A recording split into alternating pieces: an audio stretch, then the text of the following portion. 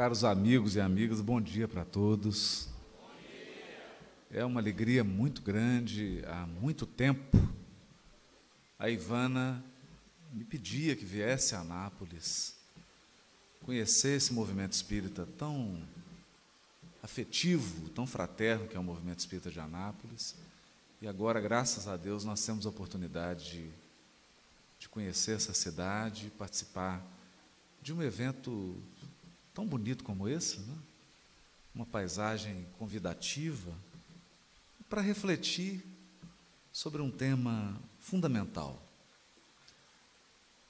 Uma página de Emmanuel que está no capítulo 110 do livro Vinha de Luz, intitulada A Caridade Essencial.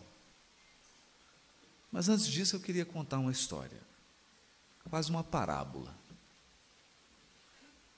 Conta-se que Santo Antônio, e nós não vamos falar de casamento, Santo Antônio possuía uma meta que era o seu aperfeiçoamento moral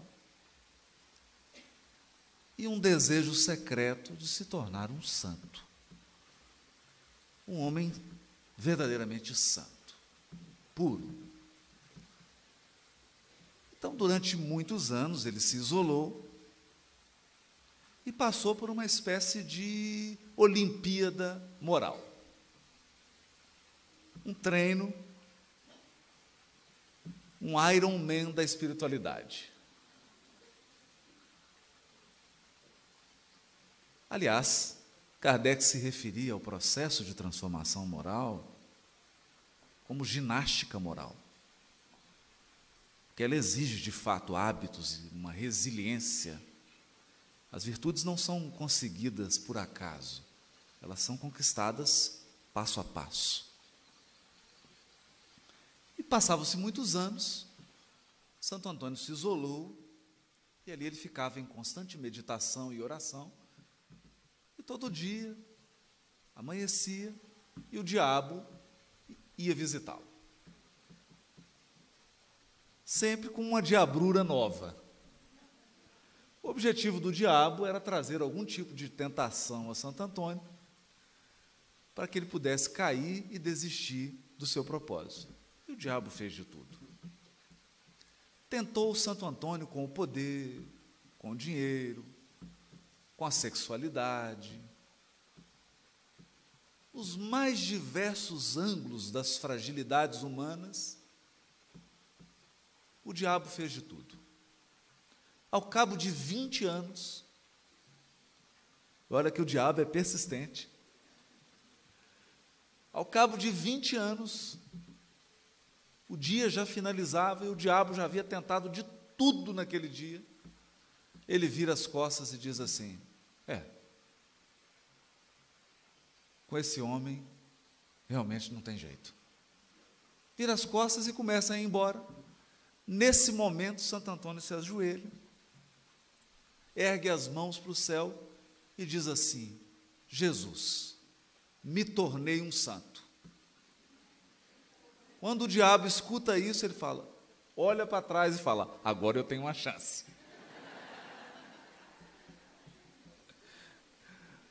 A história é engraçada, mas ela nos dá conta de uma situação muito curiosa. A mesma energia que está na base e que sustenta a criatura mais orgulhosa é a energia que está na base de uma criatura que dá os maiores exemplos de humildade. É a mesma força. O que há, então, de diferente? A maneira como essa energia é administrada. Na metáfora dos espíritos, quando respondem a Kardec sobre as paixões, eles dizem que as paixões são como cavalos indomados. Então, o propósito da reforma moral não é matar o cavalo, é educá-lo. Além de educá-lo, dar rumo certo e controlar a intensidade.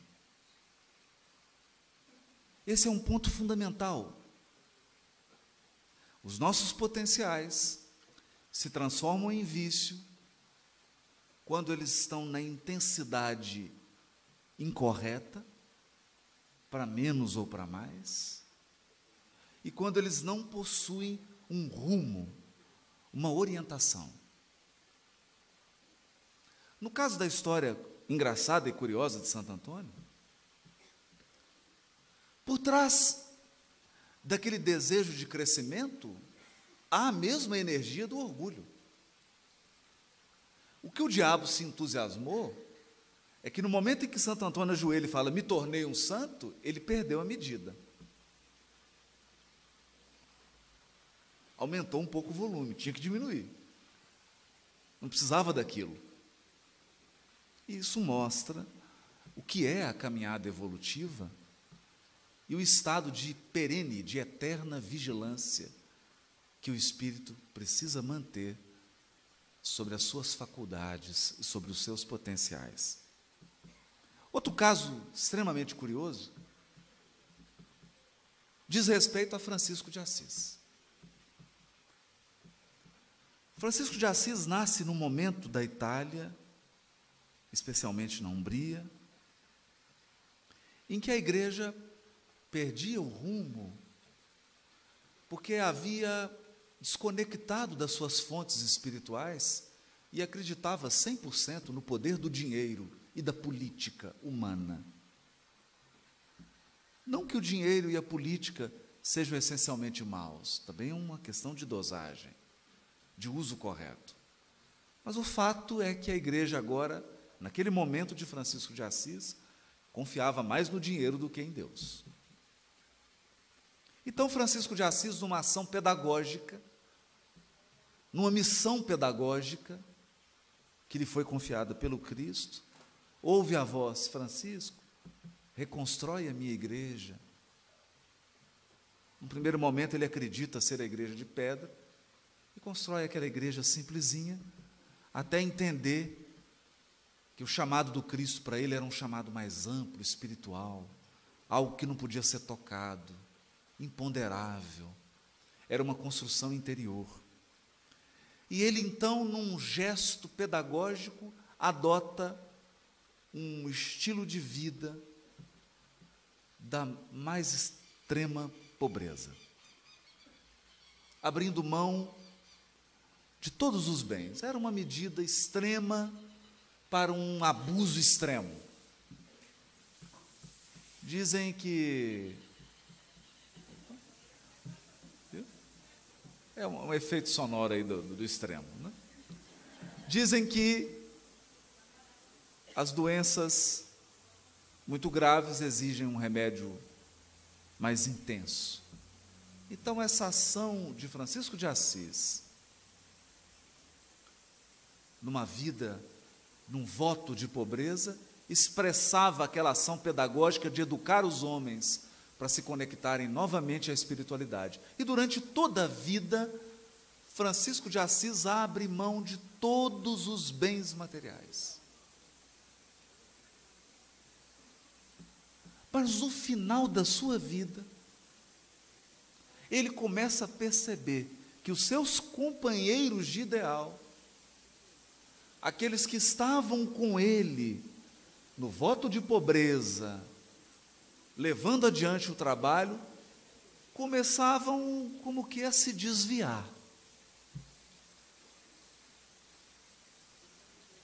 E Francisco de Assis, percebendo que já partia, que não poderia ficar, e temendo que a sua obra pudesse sofrer um desvio, uma deturpação, fica muito triste, muito triste. E resolve visitar aquela grande alma pela qual ele tinha um afeto imenso, que era Irmã Clara.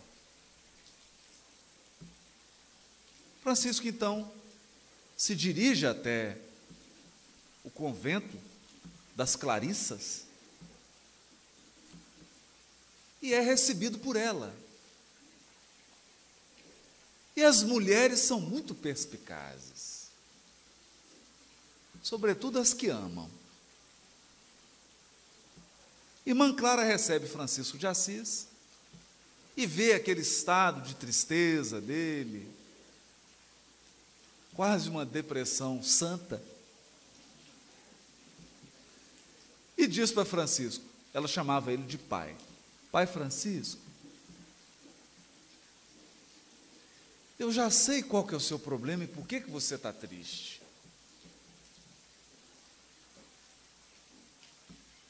Você é uma pessoa muito apegada aos bens materiais.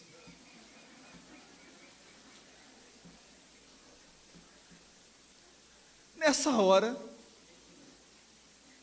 todos que estavam acompanhando Francisco de Assis ficam perplexos.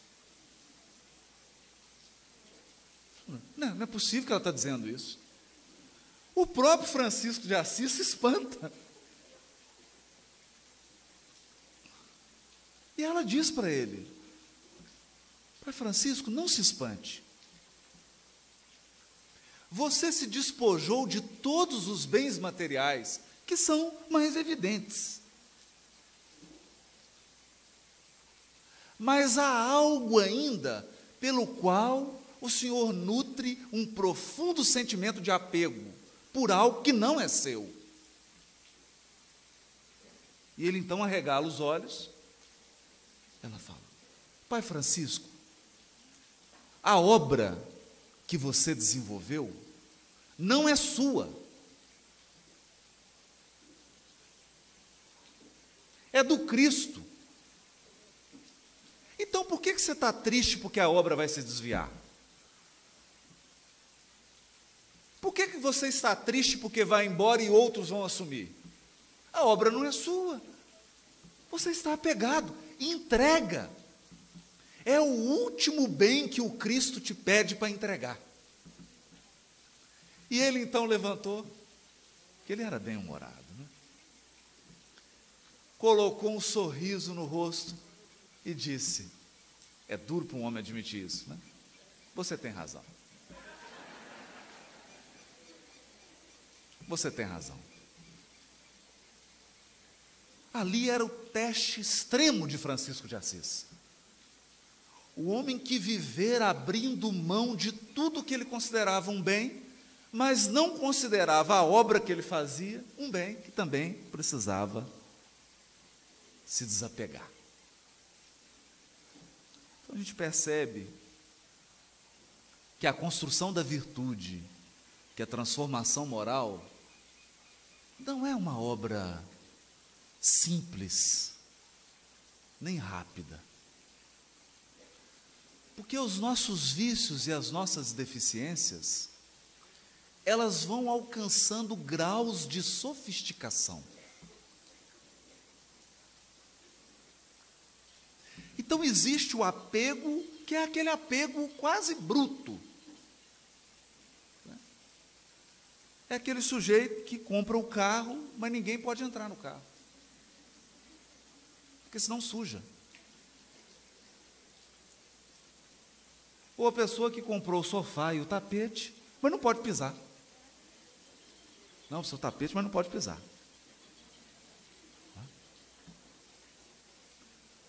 Esse é um apego mais bruto. Na medida em que a criatura inicia o processo de transformação moral, o apego vai assumindo características mais sutis, bem mais sutis. Assim como ocorre com o apego, ocorre com o orgulho, com a vaidade, com a prepotência, com a arrogância. Elas vão assumindo características sutis. Quem está de fora, às vezes nem percebe. Pensando nesses elementos, talvez, Emmanuel escreve essa página intitulada A Caridade Essencial. Entendamos que aqui não há uma contraposição. A caridade é uma virtude de 1000 faces. Ela atende a todas as necessidades. A caridade não pergunta que tipo de necessidade você tem. Ela atende. Porque quem pergunta muito, o socorro chega tarde.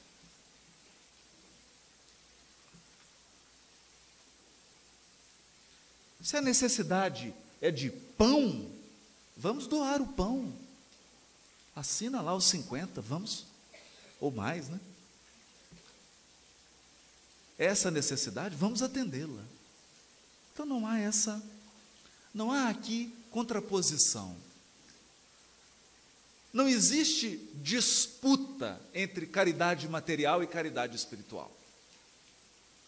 Caridade é uma só. Mas ela se renova, ela improvisa. Caridade é igual coração de mãe, sempre cabe mais um. Mas Emmanuel nos chama a atenção para um ponto fundamental da caridade, e daí o título Caridade Essencial.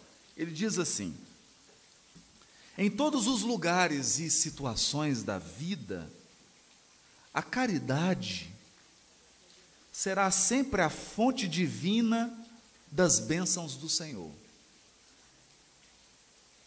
Em todos os lugares, por isso que é sem fronteira. Todos os lugares. E todas as situações. Quem dá o pão ao faminto e água ao sedento, remédio ao enfermo e luz ao ignorante, está colaborando na edificação do reino de Deus, do reino divino, em qualquer setor da existência ou da fé religiosa a que foi chamado. Qualquer setor da fé religiosa a que foi chamado. A voz compassiva e fraternal que ilumina o espírito é irmã das mãos que alimentam o corpo.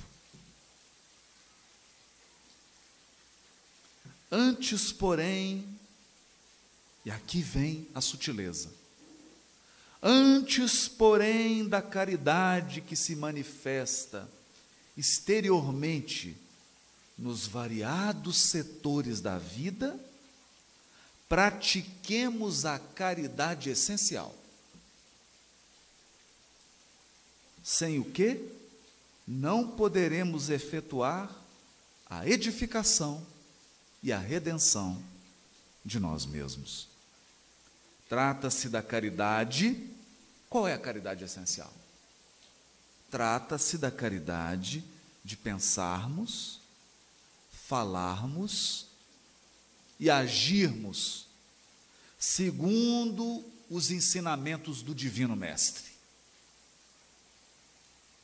no Evangelho.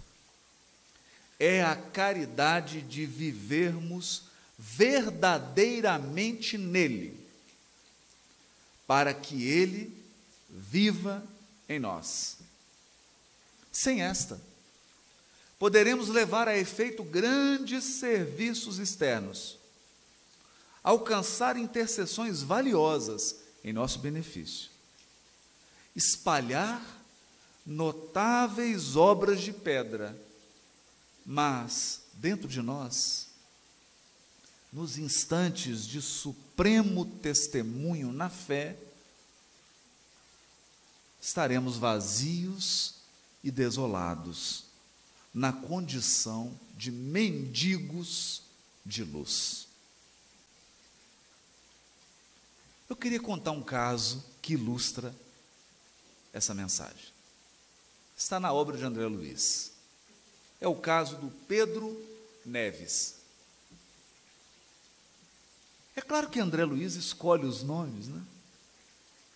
E nesse nome, particularmente, eu vejo uma ironia assim fina. Pedro lembra pedra e neve lembra neve mesmo, O homem era duro e gelado.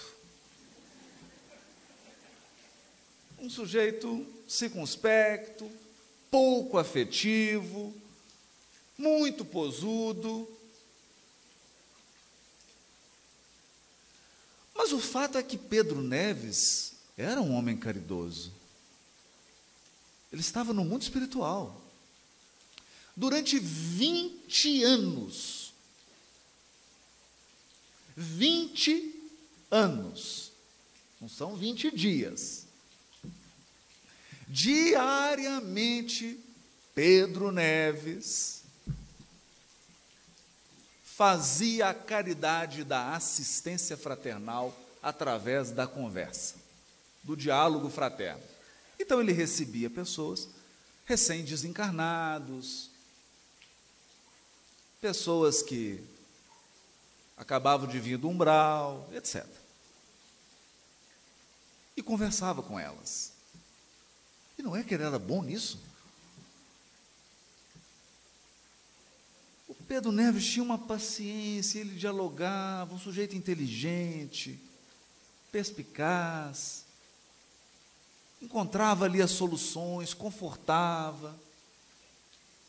Aquela voz impostada, sujeito de uma postura. Acontece que,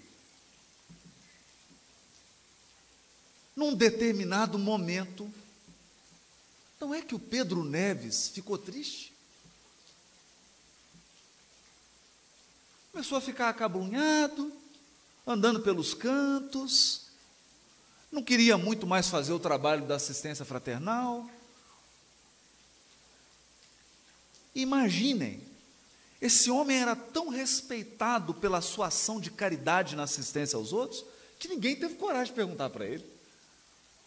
Vamos falar com Pedro Neves, que é Pedro, e é Neve. E ficou todo mundo intimidado. Pediram então para André Luiz conversar com Pedro Neves. E André Luiz foi muito inteligente. Chama o Pedro Neves para andar por um parque, água, verde, senta num banco. O André Luiz já sabia qual era o caso. Na verdade, André Luiz havia sido designado para fazer parte da equipe espiritual que iria atender o caso de Pedro Neves. Então ele senta, né? E o Pedro Neves não perde a pose, né? Aquele sujeito está sofrendo, mas não perde, né? Está tudo bem, está tudo ótimo, o dia está lindo, o sol maravilhoso, né? Mantinha a pose, né? E quando o Pedro Neves pergunta para o André Luiz, e você, está tudo bem? Ele fala, não estou bem. Não estou bem. Aquilo já ativou aquele instinto de caridade, aquele instinto de diálogo fraterno do Pedro Neves. Ele já logo toma a postura de dialogador. Mas o que está acontecendo, né? E André Luiz fala, você sabe, né? A gente está aqui, mas a família, os seres que a gente ama, estão na terra, passando por dificuldades, ou fazendo a gente passar dificuldades, como é o meu caso, né? E aí eu fico amargurado. Mas foi um tiro de flecha, né? Pedro Neves logo fecha o semblante e se abre para André Luiz. Eu também. Também estou vivendo o mesmo problema. E André Luiz, é mesmo? Não diga. Fingindo que não sabia de nada, né? Não diga, Pedro. Você pode falar sobre o problema? Eu posso. Estou com uma filha, está prestes a desencarnar, muito adoecida, um câncer voraz. Eu, André Luiz, mas ela virá ao seu encontro e você está triste, mas não é isso. É meu genro. Seu genro? Você não sabe o que ele está fazendo. E André Luiz fica todo discreto. Percebe que o Pedro Neves não queria tocar no assunto. Encerra a conversa. Numa outra oportunidade, volta André Luiz. Vê que a caridade exige estratégia, né? Fazer o bem, bem feito, exige estratégia. André Luiz chega numa outra ocasião para o Pedro Neves e fala assim: Pedro, você não quer que a gente monte uma equipe aqui e vá atender o caso da sua filha? Nossa, mas eu gostaria muito, André. Olha, eu poderia fazer parte dessa equipe. Não, a gente chama um benfeitor, um ministro de nosso lar. Que ótimo. E vão, então, atender ao caso de Pedro Neves. O que chama atenção aqui? Pedro Neves estava há 20 anos no trabalho de caridade no mundo espiritual. 20 anos. Vamos acompanhando aqui. Qual que era o problema?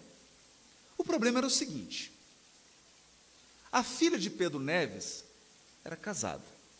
E o Pedro Neves, já deu para perceber, Pedro Neves era um homem para lá de formal. Então a gente imagina que o genro dele, para conversar com a filha dele, teve que pedir primeiro autorização para a família, aí fez um almoço, queria conversar com a sua filha, conversar, né? Conversar. Aí começou a conversar, passado um ano, um outro almoço para pedir em namoro. Tem um homem formal, tradicional. Ele desencarna, a filha estava prestes a desencarnar. Dentro de casa, o genro cuidava dela. Ele cuidava dela e da amante, que ele já tinha levado também para dentro de casa. Ele cuidava das duas, muito bem até. Não é? Ele dava o remédio, atendia ela num quarto e ia para a amante para o outro quarto, sem que ela soubesse que havia um amante dentro de casa. E aquilo era uma punhalada no peito do Pedro Neves. Quando ele tomou conhecimento daquilo no mundo espiritual, ele ficou perturbadíssimo. Perturbadíssimo.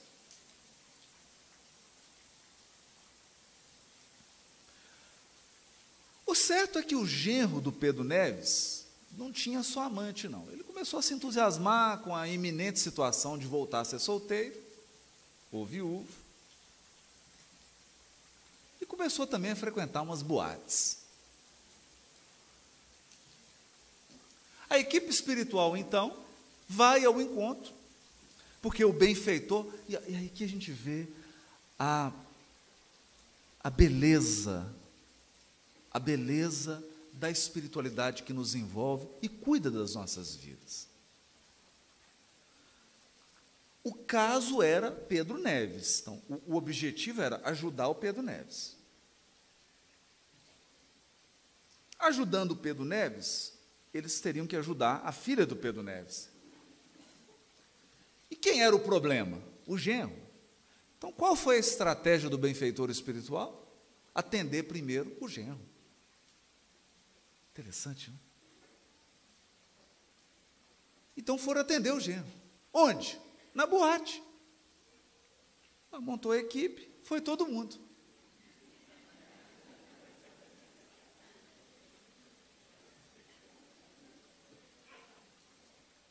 Aquilo, imaginem a cara do Pedro Neves.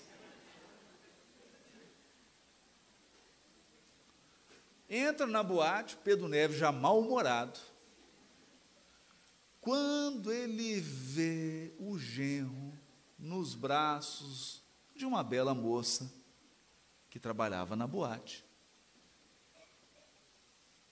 Vocês não acreditam que o Pedro Neves deixa de ser Pedro e deixa de ser Neves? O homem vira um vulcão. Ele sai correndo e começa a dar soco no genro. Virou vale tudo. Evidentemente que o genro não sentia o soco físico, porque o Pedro Neves estava desencarnado. Sentia talvez aquela energia. Sei que o genro sentiu um pouco de mal-estar, assim, falou: será que eu bebi alguma coisa? Me deu um mal-estar. Mal-estar nada, estava apanhando.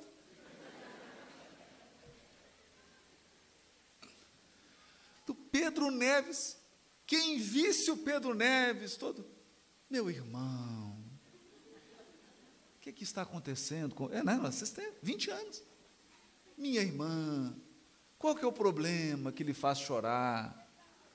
Vi ali o Pedro Neves, um boxeador, e achar estranho.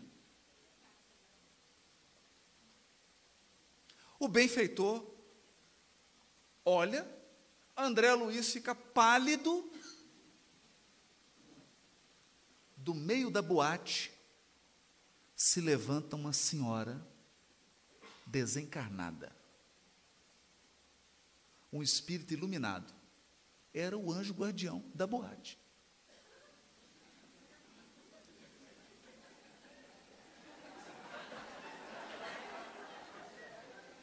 Você chega no mundo espiritual, com conquistas, e fala assim: estou procurando uma tarefa. Nós temos uma.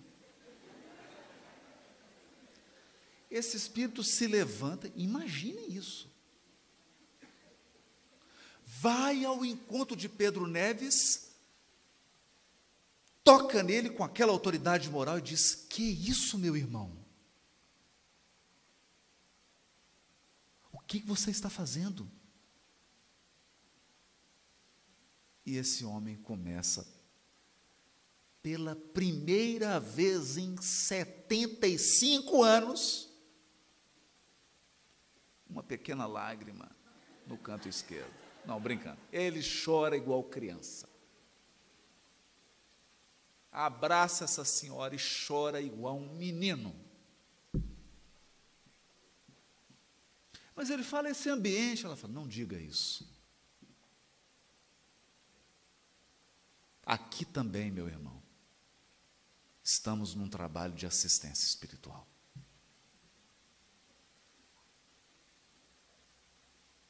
Não veja aqui inimigos seus.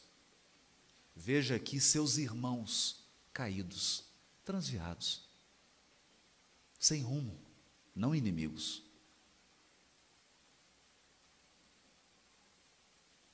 E aí ele chorando igual um bebê: mas é meu genro, e conta toda a história, e ela consola. E o benfeitor, que cuidava da equipe, quieto, né?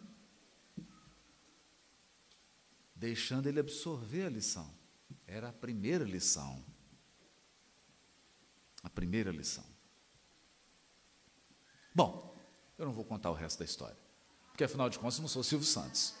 Fica contando o final do filme, e depois ninguém lê o filme. E também não vou contar o livro, porque aí todo mundo lê a série de André Luiz inteira, para descobrir onde está a história do Pedro Neves. Mas o que essa história nos traz? O que isso tem a ver com o tema que nós estamos refletindo hoje? Isso tem a ver que você pode passar 85 anos fazendo a caridade, sem praticar a caridade essencial, que é a construção por dentro de você.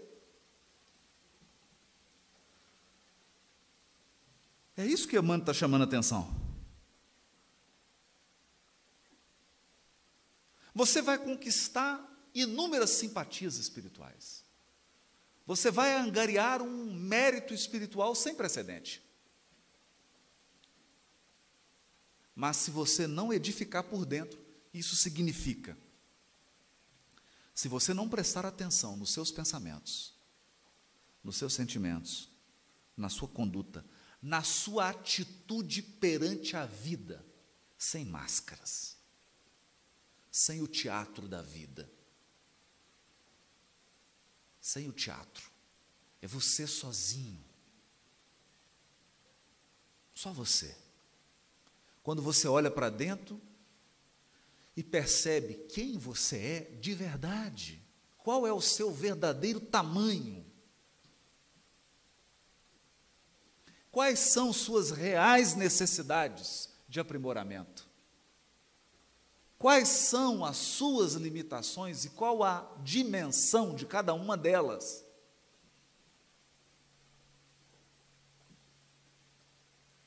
Se a criatura não se entrega a esse trabalho de laborar, nós podemos dizer que é a lavoura interna, a lavoura interior. A lavoura interior é o trabalho silencioso e oculto que ocorre dentro de nós. Dentro de nós. Sem isso, o essencial ficou para trás. Talvez seja isso que o Cristo queria nos ensinar quando visitou as duas irmãs em Betânia, Marta e Maria. Quando ele entra na casa, qual que é a atitude de Maria? Ela ficou quietinha, sentou, falou: Jesus aqui, pode cair o mundo, eu não vou fazer nada. E a Marta? E ela limpa e arruma, é a fazedora. Só na ação externa.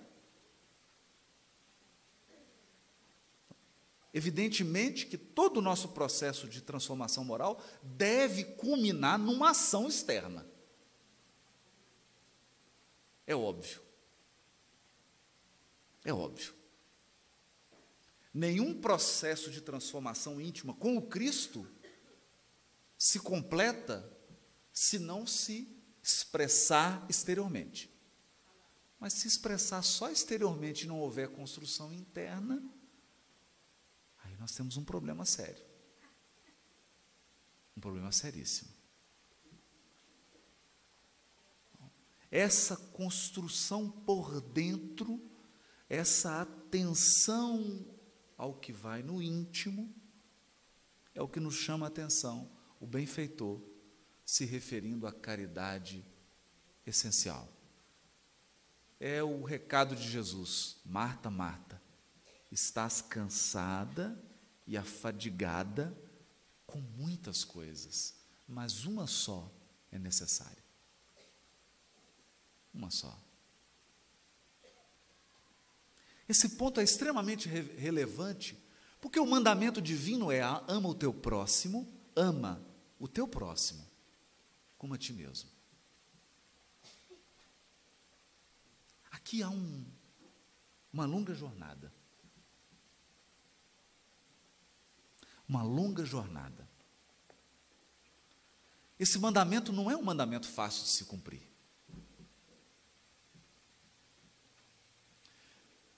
Porque ele exige 3 coisas, no mínimo, pelo menos que eu consigo perceber agora. 3 coisas. Primeiro, você tem que reconhecer que, além de você, existe um outro. Não é fácil. Segundo, você tem que aprender a amar a você mesmo, de maneira saudável. E terceiro, precisa aprender a amar o outro. Parece tão simples, mas não é. Não é tão simples. Quando nós reencarnamos e somos ainda bebezinhos, a gente tem uma certa dificuldade de reconhecer que existe mais alguém além da gente. O bebê, ele acredita, não, ele tem certeza absoluta que a mãe é ele. Porque ele ficou no útero, ligado a ela pelo cordão umbilical. Quem respirava por ele? Ela. Quem se alimentava por ele? Ela. Então ele tem certeza que a mãe é uma extensão dele.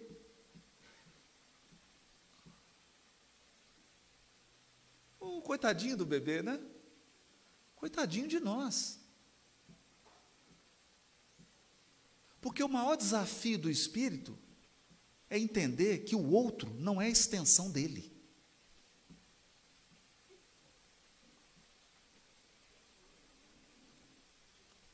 Então você acha que o sorvete de manga é maravilhoso, mas o outro acha que é de morango.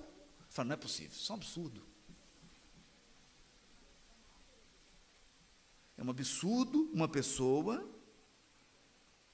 que não acha o sorvete de manga o mais gostoso do mundo. Porque como que uma pessoa pode viver pensando diferente de mim? É o nosso complexo de bebê.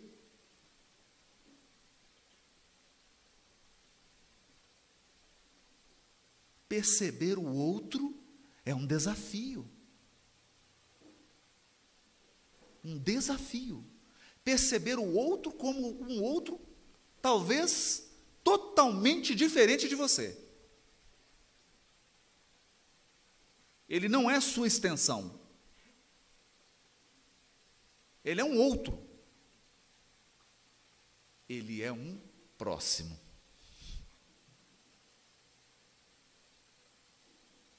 Então nós gastamos aí talvez 5.000 anos para sair da psicologia do bebê.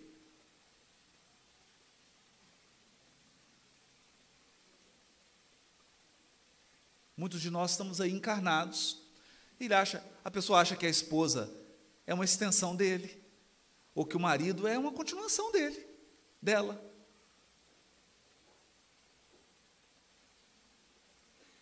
E é difícil. Por exemplo, eu tive uma extrema dificuldade, as escolhas profissionais da minha filha, eu fiquei abalado, porque eu achava que ela era a continuação minha. Então, ela é extensão. Sou eu. Não, ela é um outro. É um próximo. Então, eu vou fazer isso. Tem certeza? Tenho.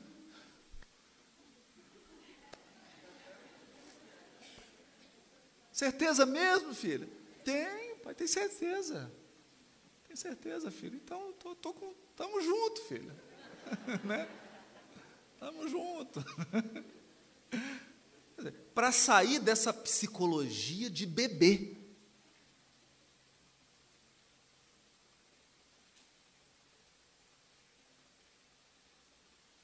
O Cristo dá um testemunho, um exemplo gigantesco a todos nós, no encontro dele com Públio Lentulus. Jesus tinha um tão profundo sentido do outro, que ele diz assim para Públio: encontras, neste instante, um ponto de referência para a regeneração de todo o teu destino. Por isso que virou Emmanuel. Eu ouvi um negócio desse. Está aqui. Ou seja, era o Cristo. Encontras neste momento um ponto de referência para a regeneração de todo o teu destino. Mas está no teu querer o seguir-me agora ou daqui a milênios. Reconhecimento do outro.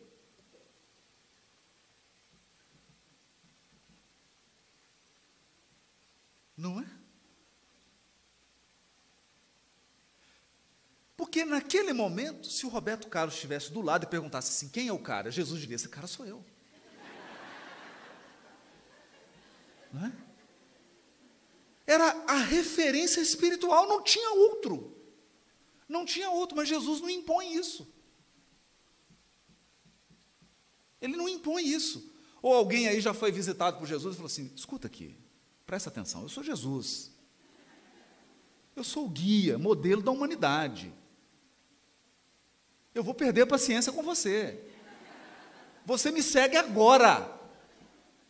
Você está entendendo o que eu estou te dizendo? Jesus faz isso? Não. Você é o outro.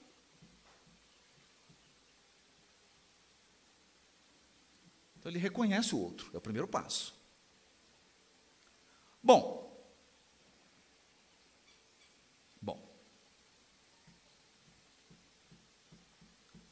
Quem já não presenciou alguém tendo atitudes, comportamentos, pensamentos, sentimentos altamente prejudiciais a ele mesmo? E aí você pensa assim, meu Deus, se ele faz isso com ele, imagina comigo.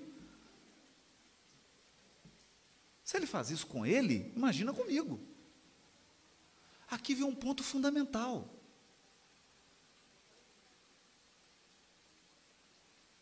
Se você não se percebe amado por Deus,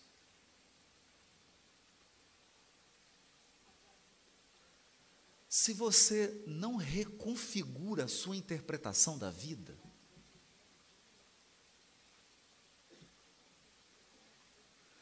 se você não se transforma num buscador de dádivas, porque as dádivas estão nos cercando, mas a gente não enxerga. Então é preciso buscá-las. Buscá-las. E aí começa a acontecer os paradoxos mais impressionantes. Você está com muita saúde e fala assim, eu sou uma pessoa muito infeliz porque não tem dinheiro. Mas você tem saúde? Porque saúde o quê? Eu quero dinheiro. Aí você tem o dinheiro e perde a saúde. E tem uma doença que não há dinheiro nenhum nesse planeta que consiga resolver seu problema. Você fala, eu sou um ser muito infeliz. Tenho dinheiro, mas não tenho saúde.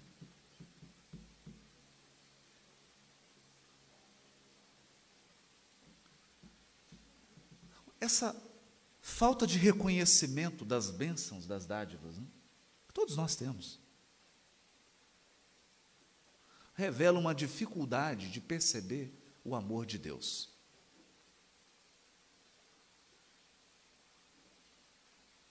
Porque o amor de Deus não é um amor piegas. Ele não vai te dar tudo o que Ele quer, que você quer. Aliás, Oscar Wilde, muito irônico, tinha uma frase brilhante. Ele dizia assim, se Deus quiser te castigar de verdade,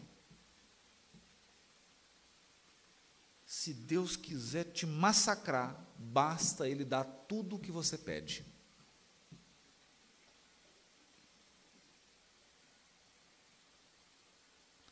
Então, o amor de Deus é um amor que transita com muita naturalidade entre o sim e o não.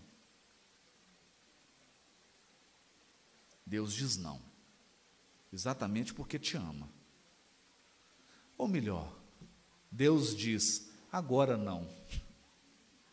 Agora não. Portanto, perceber esse amor divino, cuidando dos nossos destinos, é condição essencial para você olhar para você mesmo com amor e generosidade.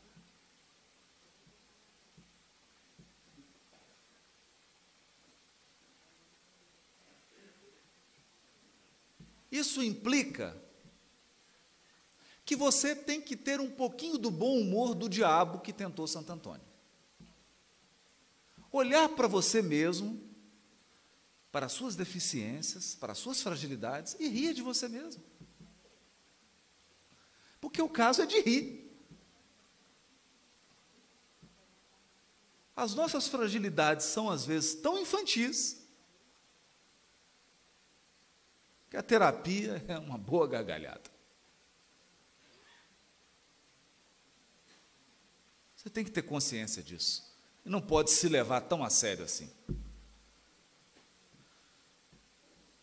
Porque se você não encara essas suas fragilidades como coisas infantis que precisam ser incorporadas, precisam ser vistas, precisam ser cuidadas, você terá muita dificuldade de aceitar a deficiência do outro.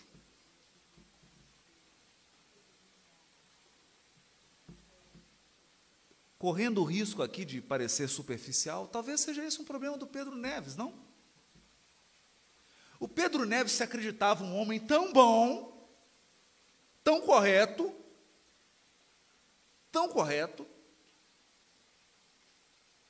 porque ele tamponou todas as emoções, trancou, deixou tudo lá guardado, colocou toda a sujeira debaixo do tapete, escondeu todas as vasilhas sujas e disse assim: está tudo limpo. E quando alguém faz isso, tem dificuldade para aceitar a sujeira do outro. Até que ele se viu numa boate, praticando MMA com o genro. Deve ter sido muito doloroso para ele. Mas ali começava a lição de amor ao próximo. Porque naquele momento, Pedro Neves tirou a sujeira debaixo do tapete, tirou os pratos sujos, abriu os porões e viu que ele não era um homem assim tão puro quanto ele imaginava. E começa então o verdadeiro trabalho da purificação interior, que é um trabalho que requer humildade, persistência, paciência, resignação, aceitação. E talvez, quando ele percebeu tanta mazela dentro dele, ele olhou para o genro com mais compaixão. Com mais compaixão.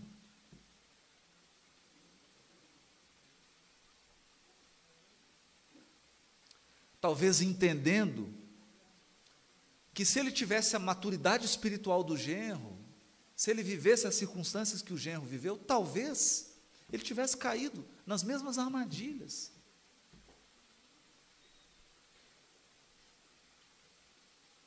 Então, essa caridade é essencial. Por isso Emmanuel nos diz assim: cultura é a soma de lições infinitamente repetidas no tempo. Infinitamente repetidas no tempo. Virtude é o resultado de experiências incomensuravelmente recapituladas na vida. Quer dizer, virtude é uma maratona.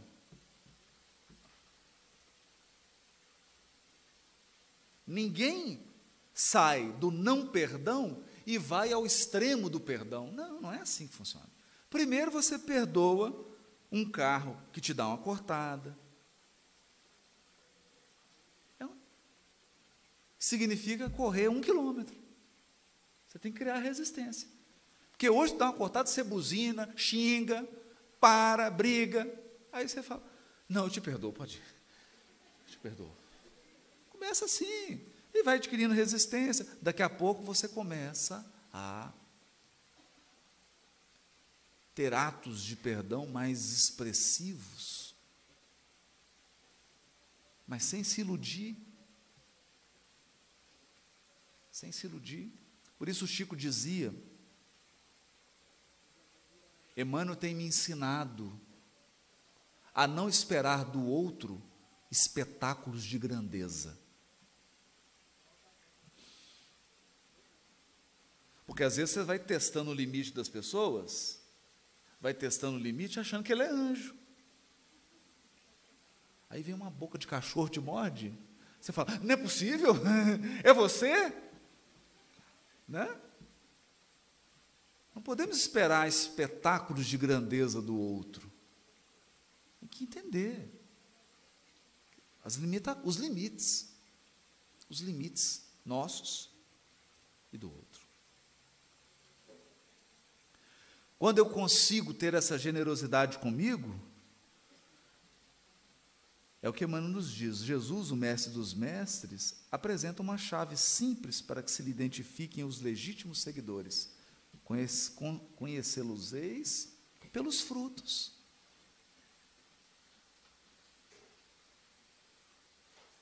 Quando eu faço esse trabalho interior, aí sim, eu olho para o outro, que eu já reconheço que é um outro,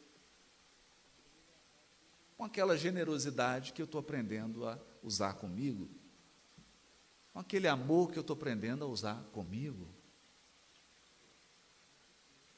E aquilo vira natural, transborda, é natural. É natural.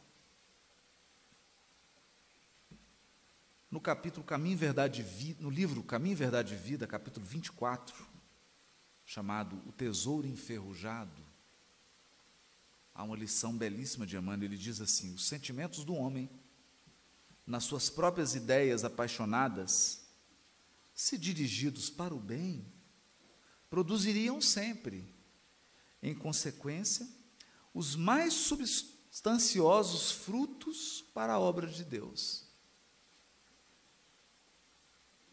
Se dirigidos para o bem. Olha que interessante. Se dirigidos para o bem.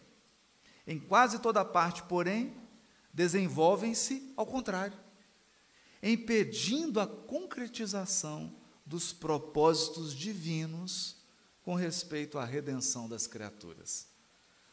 Todos os sentimentos que nos foram conferidos por Deus são sagrados. Todos. Constituem o ouro e a prata de nossa herança. Essa é a nossa herança. Os sentimentos. Mas, como assevera o apóstolo, deixamos que as dádivas se enferrujassem no transcurso do tempo. Faz-se necessário trabalhemos afanosamente por eliminar a ferrugem que nos alcançou, os tesouros do Espírito. Para isso, é indispensável compreendamos no Evangelho a história da renúncia perfeita e do perdão sem obstáculos, a fim de que estejamos caminhando verdadeiramente ao encontro do Cristo.